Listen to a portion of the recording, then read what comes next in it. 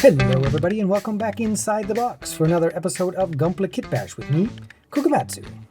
In this episode we're going to pull off some panels, make some spaces, and fill them in with some mechanical kitbash. So let's jump right in.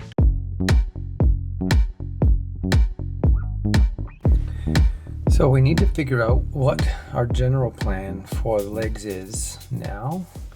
Front to back, I think the foot length is great. And what I like to do a lot of the times is start pulling off the panels, see what's underneath, and then maybe kit bashing some mechanical stuff.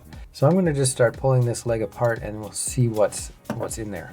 Yeah, some pretty neat shapes underneath there. So the question then becomes, how do we put these on in a way that can reveal that? I'm going to use the sticky tack to start to maybe get a sense of what kind of silhouette would be nice. And I'm just playing around at the moment. I don't have a plan here. I'm just sticking stuff on, looking at the shapes, see how it might work.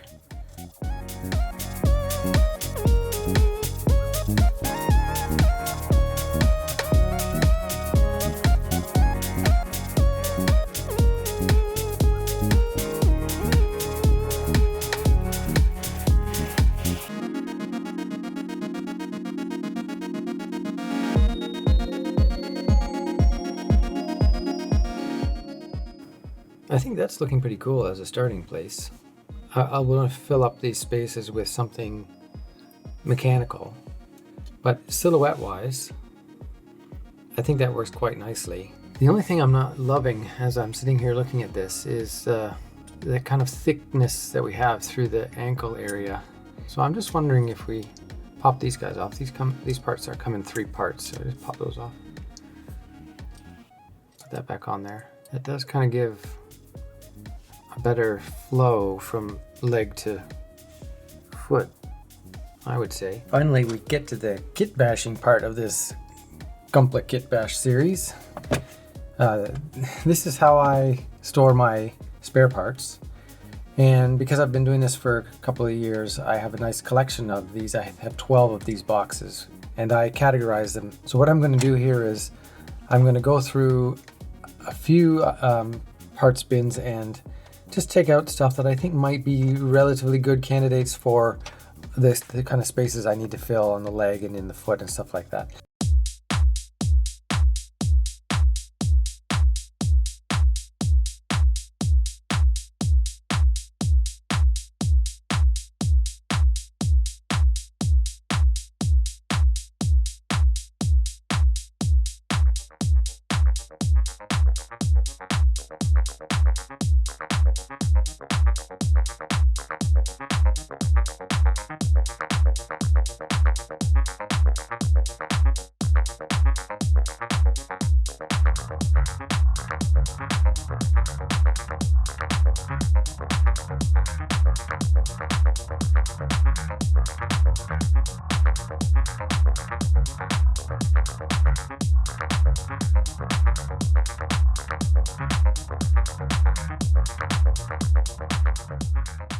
Okay, I'm pretty happy with what I've done so far.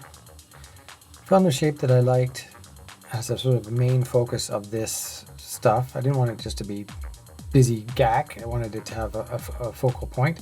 It's funny, it doesn't take much. It's just 3 parts, but it kind of fills the space, and once it's all painted to look like metal, it can look quite good. You don't want to get too busy in there. This piece could go in there. I have to trim it back. The other space I would like to fill is right here, actually. I found some pistons, which I believe are from the Mark II. If you recognize any of these, let me know in the comments below.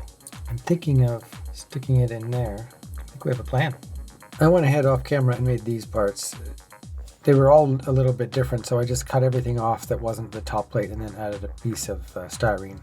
If I do it right, then the shape of the bottom part of the red kind of sits nicely in this little cutout piece here.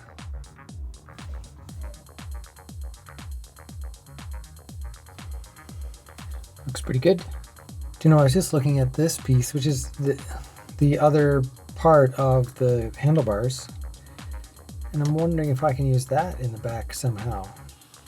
I might just cut off that piece right there and just use that, because it's kind of a cool shape. Let's try it.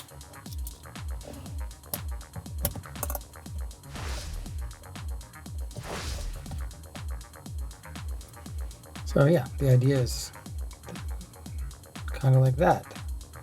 I think the next stage that I want to tackle is this space here. So I'm kind of thinking of some kind of cable running up all the way that you'd be able to see from the front view. I just remember to have this stuff. These are the kind of things that come with motorcycle kits. One of the reasons I like to buy motorcycle kits as a source for kit bashing parts, because they come with this kind of stuff. You can probably buy this stuff separately somewhere as well, but I have a little collection of it here because I have bought a few motorcycle kits in the past. I can probably just feed it into the space here. I have some heat shrink here that I'm going to use to bundle the cable. Cut a few small pieces and we'll just feed them over the ends here. And then a quick little touch with the heat gun.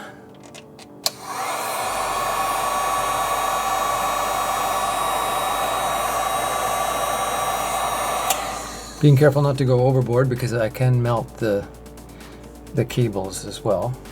I don't want to do that. Now let's see how it fits on here.